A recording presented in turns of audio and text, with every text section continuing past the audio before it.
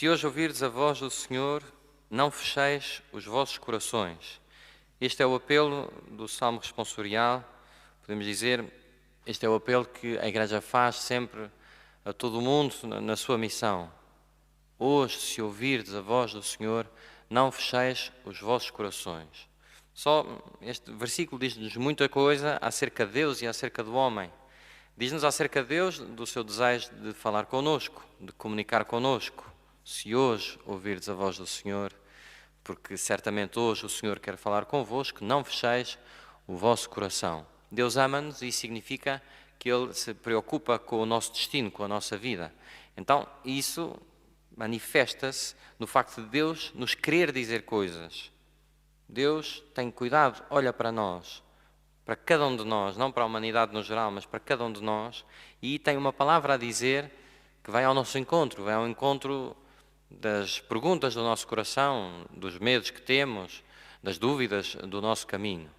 Hoje, se ouvirdes a voz do Senhor, não fecheis os vossos corações. Foi o que aconteceu, por exemplo, neste Evangelho. Nós vemos Jesus, como era habitual, em Cafarnaum, onde esteve tantas vezes, na sinagoga. E vemos toda a gente na sinagoga a ouvir Jesus, a ouvir atentamente Jesus e a ficarem surpreendidos com a sua doutrina, diz o evangelista. Todos se maravilhavam com a sua doutrina. O que é que havia diferente de Jesus, dos restantes? Diz, porque os ensinava com autoridade e não como os escribas. Qual era a principal diferença que encontramos em Jesus? O que é esta autoridade? Qual é que é a diferença entre Jesus e os escribas? Bem, os escribas, tipicamente, quando ensinavam, usavam um argumento de autoridade. Diziam, eu sou da escola de um mestre qualquer, do mestre Gamaliel, que era da escola de outro mestre, e iam sempre dar a Moisés, seguindo a lei de Moisés, porque Moisés ensinou assim, porque Deus revelou a Moisés a sua lei e entregou as tábuas da lei, e por isso nós ensinamos assim, que está de acordo com a lei de Moisés. Portanto, a autoridade dos escribas era uma autoridade que vinha numa cadeia até Moisés. Moisés, aquele grande homem com quem Deus falou e a quem Deus entregou a lei do povo de Israel. Bem, Jesus, quando ensina e quando age, fala em seu próprio nome, não já em nome de outro. E nós vemos logo a seguir, neste caso, nesta cura, neste exorcismo deste homem possuído com um espírito impuro. Que tens tu a ver connosco, Jesus Nazareno? Vemos o incómodo deste homem possuído, porque vê ali a própria presença de Deus. Sei quem tu és, o Santo de Deus. E Jesus diz, cala-te e sai desse homem. E o demónio saiu. Cala-te e sai desse homem. Jesus não disse pela autoridade de este ou daquele, segundo a lei de Moisés. Jesus, pela sua própria autoridade, tem poder para expulsar o demónio, como tinha poder para ensinar. A autoridade de Jesus vem do facto de ele ser Deus, e não como os escribas, de uma citação, de um argumento de autoridade. E citavam sempre Moisés. Nós, na primeira leitura, vemos no livro do Deuteronômio, que é o último livro do Pentateuco, que é o conjunto dos 5 primeiros livros da Bíblia, e Moisés fala ao povo dizendo, o Senhor teu Deus fará surgir no meio de ti, de entre os teus irmãos, um profeta como eu. Ele deveis escutar. Esta frase é uma frase importantíssima, verdadeiramente profética. Portanto, Moisés era um homem ímpar no Antigo Testamento. É as várias descrições que se fazem de Moisés. Moisés falava com Deus face a face. Isto para o povo de Israel era incompreensível. Eles sabiam que quem visse a Deus morreria. Deus era tão sagrado que se alguém visse a Deus face a face, não conseguiria aguentar. Contudo, nós vemos que Moisés, tantas vezes no deserto, subia à montanha e falava com Deus. Quando uma nuvem de luz descia sobre Moisés, era sinal da presença de Deus. E uma descrição muito bonita dizia que quando Moisés vinha de falar com Deus, de comunicar com Deus, de ouvir o que Deus tinha para dizer, Moisés vinha luminoso. Portanto, Moisés ficava contagiado com aquela luz da Shekinah, daquela nuvem de luz, que era a própria presença de Deus, e ficava assim também luminoso, participava desta luminosidade para iluminar o povo que lhe era confiado. Numa outra descrição diz tão simplesmente isto, Moisés era amigo de Deus. E essa é a descrição mais bonita que nós podemos ter da nossa relação com Deus. Ele era amigo de Deus, falava com Deus face a face, como quem fala com um amigo. E por isso, claro, nós vemos que Moisés é sempre citado por todos os judeus, é sempre. A lei mosaica, a lei de Moisés, é sempre citada, porque o Senhor próprio entregou os 10 mandamentos a Moisés. E de repente Moisés diz: o Senhor teu Deus fará surgir no meio de ti e de entre os teus irmãos um profeta como eu, a ele deveis escutar. E portanto Moisés aponta para o futuro, para aquele que há de vir. E esse sim nós devemos escutar. Esse, claro, é Jesus, Deus no meio de nós, que vem ensinar a boa nova, que é isso mesmo, dizer: o reino de Deus já está no meio de vós. Falando da sua própria pessoa, eu já estou no meio de vós. Ora, esta autoridade de Jesus confia ao seu corpo sobre a terra, que é a Igreja.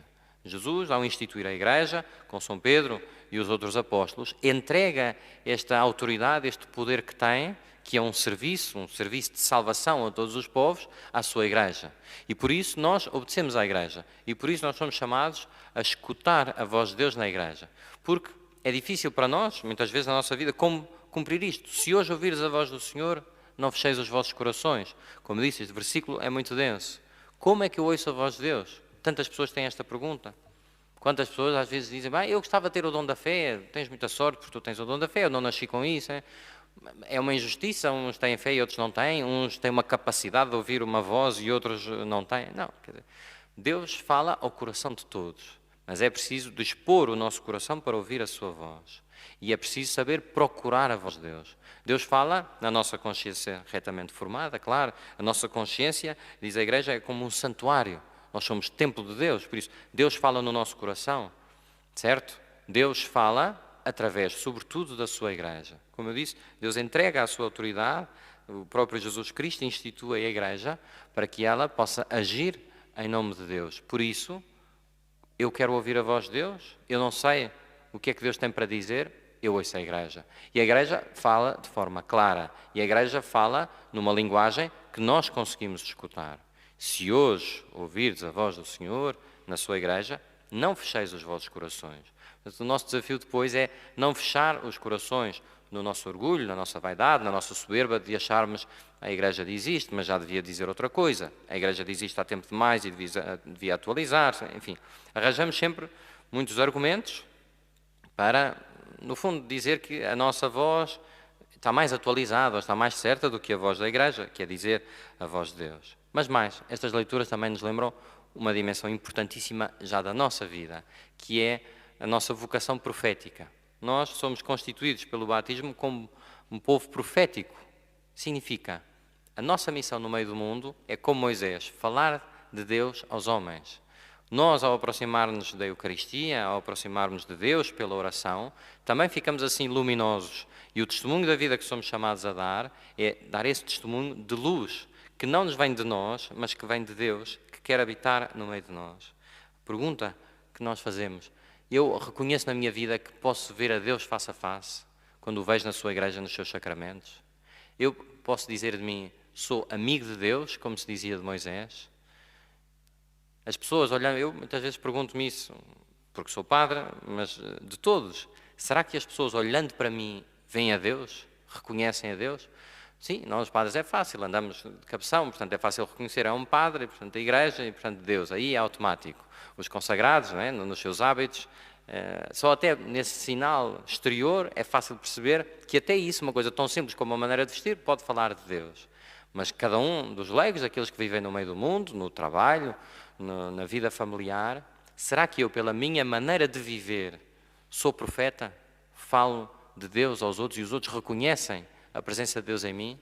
E esta pergunta, como acaba a primeira leitura do livro do Deuteronômio, é uma pergunta dura, é uma frase muito forte, como são as frases do Antigo Testamento. Mas se um profeta tiver a ousadia de dizer em meu nome o que não lhe mandei, ou de falar em nome de outros deuses, tal profeta morrerá. Deixemos isto ressoar no nosso coração. Será que eu digo coisas em nome de Deus que não são de Deus?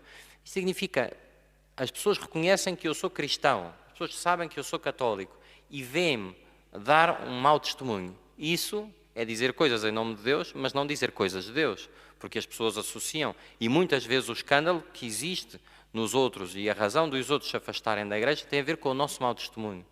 O meu pecado não afeta só a minha vida, a minha relação com Deus, afeta a vida dos outros. Por isso é que Jesus criticava tanto aqueles que causavam escândalo, Porque causar escândalo é tocar naquilo que é mais sagrado, que é a relação que Deus tem com os outros. Eu, pelo meu mau testemunho, posso afastar pessoas de Deus. Eu, porque fui um pai ou uma mãe preguiçoso, porque não rezei com os meus filhos, porque os ensinei a amar a Jesus Cristo, porque não os acompanhei nas dimensões da sua vida, se calhar fiz com que eles se afastassem de Deus. Não conseguiram ouvir a voz de Deus, porque eu não comecei por dar o testemunho da minha vida e não os ajudei a crescer para Deus. E quem fala dos pais, fala de qualquer um de nós. Ai daquele que fizer isso, ou que falar de outros deuses, que na sua vida adorar outros deuses, como normalmente fazemos nós próprios pondo-nos no centro. Bem, o Senhor vem para nos curar de tudo isto. O Senhor vem porque tem autoridade para nos curar destes falsos deuses quando estamos possuídos. Mas temos de pedir ao Senhor que nos abra o coração e temos de fazer por isso. Por isso, cada um de nós, nas nossas famílias, neste tempo de confinamento, é tempo de voltar a Deus. É tempo de perguntar todos os dias o que é que hoje o Senhor me diz e o que é que hoje eu respondo. Louvado seja o nosso Senhor Jesus Cristo.